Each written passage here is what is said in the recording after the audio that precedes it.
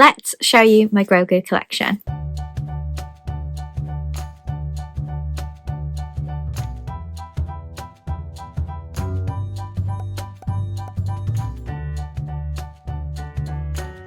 Friends, welcome back to my channel, or if you're new here, my name is Lizzie and I'm a Disney plush collector from the UK. So happy Tuesday. I'm sorry this is a little late. I probably should have put it up on Friday, but A, I'd already filmed Friday's video, and B, I'd made references to the video before it, so it would have just been really messy to move that video. So I thought I would just put this in the next upload date after May the 4th, which is today. So I hope you had a good weekend. If you're a Star Wars fan, I hope you had a good time celebrating May the 4th. I'm wearing my Grogu Spirit jersey today because this video is going to be all about my Grogu and Yoda plush, because I only really have one Yoda plush, so there isn't many of them. I rather delusionally thought that this would actually fill my plush sofa, and it just didn't. I did make a short of that, so if you didn't see that, that did go up on May the 4th, so I'll leave a card up above if you missed that. I love doing shorts as sneak peeks for videos because I'm sure it won't stop you from watching this video just because you've seen them all on the plush sofa. So I'm going to go through my plushes with you. So I'm going to start with one that isn't actually in his traditional outfit. This is the Grogu shoulder plush that they did, but because it works, I actually put a Nuimo's Star Wars outfit on him, and if you didn't see the Nuimo's hack where I did that, I will leave a card up above, because I think it's a bit of a game changer. Like, if you have a shoulder plush that is of this size with like the arms and legs, you can absolutely dress them up if you want to. So he was in his standard cloak, but I just had no Nuimo that would work for this, although I do have a Yoda Nuimo now. So if you haven't seen my Nuimo's collection, I will leave that in the description for you, because I'm not going to get Yoda out for this video because he's already been in my Nuimo's collection. But he could probably wear this now, but I will be perfectly honest with you, I don't know where his little cloak's gone, so I won't be changing him back until I've found his little cloak. But how cute, he's got shoes and everything, and his magnet still works through the clothes, which of course it would, because he was wearing clothes before. But this is my rather unique Grogu shoulder plush, because you don't often see people dressing their shoulder plushes. And then when I was getting these out of storage and I was looking at the fact that they all say of 4 and there's only 3 of them, I got really annoyed with myself. I was like, why did I only collect 3 of 4? And then it became really obvious actually. So these were, I think, a bi-weekly collection that the Disney store did, and I think you knew which ones were coming, and then I think annoyingly at the end you could buy all 4 for like a cheaper price, so why did I have to buy them every time and pay postage every time when I could have just got all 4? But I only got 3 because they'd shown you what they would all look like, and the 4th was him holding a bowl with like squid tentacles coming out, and it just really creeped me out, so I didn't get it. I mean, looking at it now, I probably could have coped, because how often do I have these on display? I only really have them on display between Easter and May the 4th, but I didn't know that at the time, so I didn't get it, and now I have an incomplete set, which really bugs the collector in me. So number 1 is him eating a frog, so it's a blue frog and he's holding it in his hands. They're pretty much the same sculpt as the very first Grogu plush that you got, that I will show you in a little bit, but these were $8.95 each because they are the small beanbag size, and they all have this little tag, and mine says 1 of 4, and you can tell how old they are because it still says the child. They hadn't called him Grogu yet. But for the purpose of this video, this is my Grogu collection, because I feel like by now everyone knows that that's his name, except maybe my partner Joe, because he hasn't watched The Mandalorian yet. But I just don't like saying the child. I certainly don't like saying Baby Yoda, but for the purpose of people finding this video, I will put all the relevant tags in the video so that you can find it. And then number 2 of 4 is again the same sculpt, but he's just holding a bowl or a cup. It's empty, unlike the one with the squid in, and again it's got the same tag, but it says 2 of 4. And then the squid was 3 of 4, so I missed that one out, and then the 4th one was my favourite. It's him doing the Force, and it's just so cute because he looks like he's in silent meditation, and then he's got the tag that says 4 of 4. So I'm just missing 3 of 4, but I really don't regret it because I made that decision based on how creeped out I would be by that plush, because certainly at the time all of the Grogu I collected would sit on my plush sofa for a long time, and it was obviously right by my bed. It just wasn't giving, so I didn't get it. And if that bothers you, just know that now it bothers me more. There's nothing I can do. And then one I think I was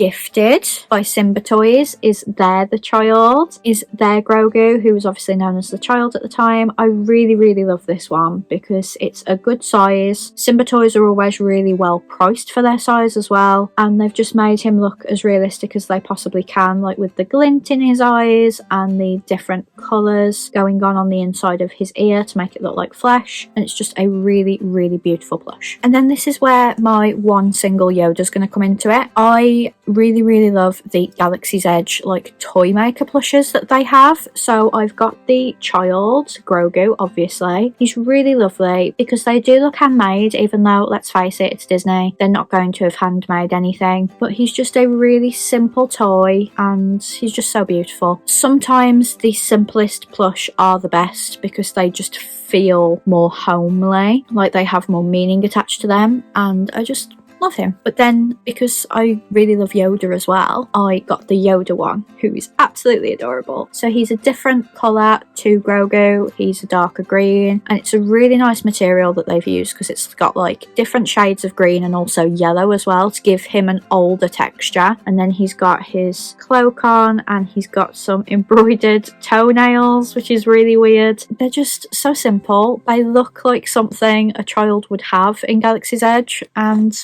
yeah, love this style. I don't have any more, but every time we go to Disney I do always look and I am always tempted. I think the one I was most tempted by last time was Chewbacca, so might end up with a Chewbacca. Grogu isn't the only plush I collect, as you can see from the Yoda. I do have some Porgs and stuff, but they are still at my mum's, so that will probably be next year's May the 4th video. And then I did say I had the very first plush they ever bought out, so the Mandalorian dropped in COVID, I believe. It was one of the first shows Disney Plus released, I think, and the merch was like delayed. You could pre-order it, which I hadn't seen for years on the Disney Store, or Shop Disney UK as it was known then. So I pre-ordered him and I think he took a while to arrive, and I wasn't sure whether that was just because they weren't ready or whether they were scared to make too many because the stores were closed, but I got him in the end and he's absolutely adorable. I think he was £21 if I remember correctly, because he counts as medium, which if I'd done a Disney Plus review for this I would have ripped that apart because I don't think he's medium by any stretch. But he's a really lovely plush. He was the first one I got, and then that started this whole collection, so this is the one that started it all. And it just so happens that I ended up with another one that I had to sell on Vinted because I think they started giving him out after a while as like a free gift if you spent so much money. And I was like,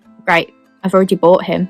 Could you ask me before you throw in these free gifts? But yeah, I did manage to sell that one quite easily, so I've just got this one. And then the next one I got was the Build-A-Bear, so I naturally did a comparison of the Build-A-Bear to the Disney one that I just showed you, and that was quite a popular video, so if you didn't see that, I'll leave a card above. It was back when we lived in Birmingham, obviously, because it was very early COVID. We didn't move house until that first summer. But this one is the Build-A-Bear. He's a lot bigger, so I could justify the price better. I loved the quality of his cloak. If I remember correctly, he makes sounds.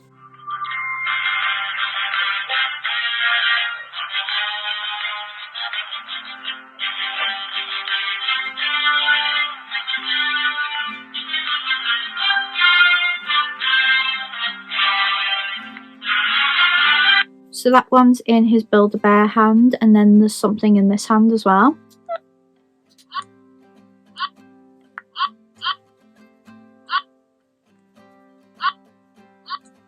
Well, that side's just broken, but at least the Mandalorian theme tune still plays. But yeah, I really love him. The only thing I don't love is the, like, really hard eyes. I prefer it when it's just an embroidered eye, to be honest. But it does give the look of puppy eyes, I suppose, because you can see your own reflection in them. Like, you can see me right now. Hey. And then for a while, I pretty much did plush reviews of all of them. So actually, I will leave a card above to the playlist of all of these videos as well. But I've got it open just so that I remember who made each one. So the next one was a Mattel. Basically, I really wanted one that was quite realistic. So I went for the Mattel that's got a plastic doll head and hands, and then the body is plush. So I really love this one, but obviously it's not one that's intended to sleep with or anything like some of them can be because of the hard parts. But he's definitely the most realistic one I have. And if I wanted to say take one to the parks, it would be this one that I opted for. for, but as I don't Disney bound and stuff, it would just kind of be pointless me doing that, but this would be the one that I would go for. Again, it's got the same kind of glass beading, but I don't mind so much on this plush because it's to be expected. And then I got the little Hasbro version, who is also cute, and this one has feet whereas the other one didn't, but I just don't think this one is as realistic as the Mattel one, but this one's probably better size wise, and if I were to take something to the parks, this one would probably make more sense because it takes up less luggage space, but that's why I'm not taking them to the parks. They all take up too much space, and I always get really intimidated by the Star Wars community because if you don't know every single bit of lore, they will destroy you, and it's a little bit like, this is just a hobby. You don't need to eat, sleep and breathe everything to be a fan of something. Like, I love Taylor Swift and there's still some songs I don't know all the words to, and that's completely okay. But you wouldn't know that if I admitted that on, say, Twitter or something. I would get destroyed. And then the child was my very first Scentsy buddy, which is basically a plush that you can put the Scentsy scent packs in. And while I do really love them, I think they're really expensive for what they are. And that's not to insult anyone that collects them, because if that's what you like, then that's fine. It's just, I don't like being around scented things because they make me sneeze. So I wouldn't spend a lot of money, i.e. more than I would a plush of this size normally, for something that I can't go near. But I did get this one. He's really adorable. He's probably the most realistic looking of the plushes, and he's got all different textures going on, and then in his back there was a zipper for the scent pack, and I think I did put the scent pack in, and it still smells. You know what? 4 years on, the fact that it still smells, bravo. But it's probably because I didn't sleep with it and breathe on it every night or anything. And then another Disney Store one. I do realise now that I have a Christmas one, but there's no way I'm going into the loft to get that, and you've seen that in Christmas videos. But I've got this one of him in like his little spaceship carrier. I don't know, but he's a bit of a weird one because this isn't as hard as this, so it constantly like crashes down on his face. It used to be a good place for me to put my magnetic shoulder plush so he didn't get lost, but this is probably the weirdest one I have, probably my least favourite as well, if I'm perfectly honest. If I had the squid tentacles thing, that one would have been my least favourite, but this one is. And then you know I love Big Feet, and if you haven't seen my Big Feet collection, I will leave a card up above, but I did have to get the Grogu one. I can't remember whether I got it myself or whether someone got it for me. I can't remember, but I don't have the Yoda one because my mum does, and when I lived at home I didn't believe in having the same plush as my mum or my dad, which is why I don't have Tiggers in my collection. I do love him and I would love to steal him because it's a Big Feet that I'm missing, but I'm really glad that I've got the Grogu one. And then I've left my two favourites for last. They're not realistic looking, they're just my favourite style of plush. So the first one is the Squishmallow. Oh my goodness, you know how much I love Squishmallows, although I am disappointed in them for many reasons, but the most recent being that they're making Harry Potter Squishmallows. They make trans and non-binary Squishmallows. Some of the animals will say that they are trans or non-binary in their tag. So they know it's important to be inclusive, and they know how important it is to look after those communities. And then they partner up with an open transphobe who uses their power, influence, money that they get from brand partnerships to tear down the trans community. So I'm really not happy with Squishmallow right now, but I bought this a long time ago. And I'm a bit sad I got the size that I did, because I only really see Chewbacca and R2-D2 in the much smaller size. So I haven't got those even though I wanted them, because I just wanted them all to match. Pretty sure Laura had to get this for me from America because it wasn't available in the UK. But now it's pretty much available everywhere that sells Squishmallows, so if you do want this one you won't struggle to find it, but I sure did at the beginning. And then if you can't guess which one this is, or can't guess what my favourite style of plush is, honestly, where have you been? This is the Grogu Cuddlies. I can't remember whether I got this myself from Disneyland Paris or got it on the Disney Store website when it came here. There's definitely a gap for a while where Disneyland Paris got it first, and Disneyland Paris has still got ones that the UK has never seen. So for example, they've got Baloo, they've got Tigger, but however I got him, I absolutely love him, and I actually don't think I'm going to put him back up the loft when all of these go back up, because I am thinking of doing an updated Cuddlies video. so I would rather have him down here with the rest of my cuddlies, to be honest. So that is my Grogu the Child Baby Yoda collection. I really hope you enjoyed this video. Please give it a big thumbs up if you did, and comment down below which one was your favourite. I'll be back on Friday for another video, hopefully my Stitch Tack snacks if I've had time to film it, but I will see you on Friday for another video. Bye friends!